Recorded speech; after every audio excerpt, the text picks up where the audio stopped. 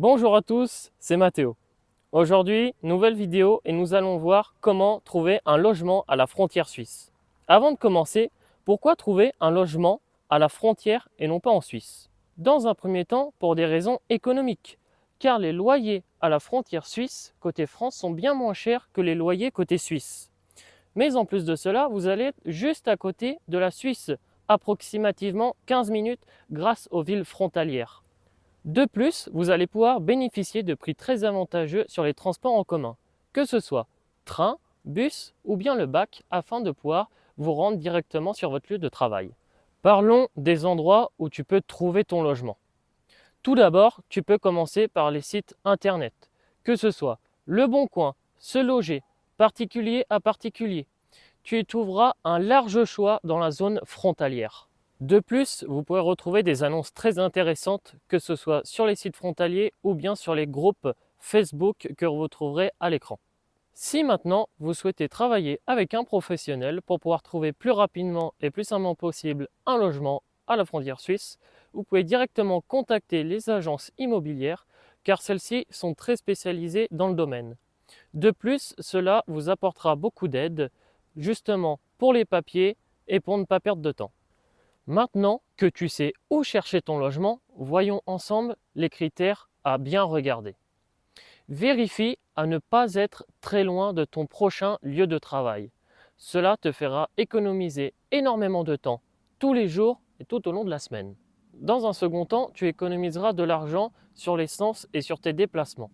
Tu dois choisir cela par rapport à ta personnalité aussi. Si tu préfères le calme, tu pourras te diriger directement dans les montagnes. Mais par contre, si tu préfères avoir une vie avec beaucoup plus de mouvement, tu pourras choisir les grandes villes comme Annemasse et j'en passe plein d'autres. Je te les affiche directement à l'écran pour que tu puisses faire ton choix. Grâce à cela, tu pourras avoir les transports en commun à ta disponibilité juste au pied de chez toi. Les critères à prendre en compte. Maintenant que tu sais où chercher ton logement, il est crucial de choisir un logement proche de la Suisse et proche des transports en commun. Par exemple, si tu travailles à Genève, choisis une ville comme Annemasse, car celle-ci a des transports directs envers la Suisse. Comme je te l'ai dit tout à l'heure, les loyers sont moins chers à la frontière côté France qu'en Suisse. Cependant, à la frontière, les loyers sont quand même très hauts.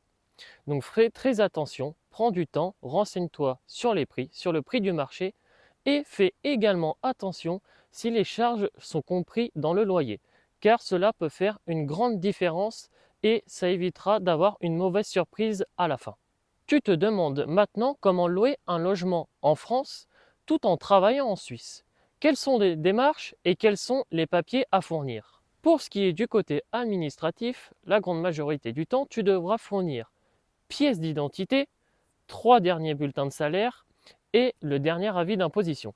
Attention, lors de la location, il vous sera demandé une caution. Cela varie en fonction du logement que vous allez choisir, que ce soit meublé ou non meublé.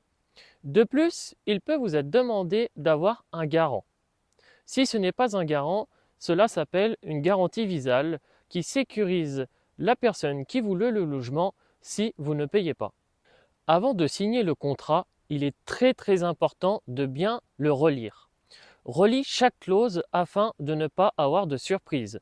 Renseigne-toi bien sur les résiliations. Si jamais il se passe quoi que ce soit, que tu dois partir plus tôt que prévu, il faut que tu saches à quoi t'attendre.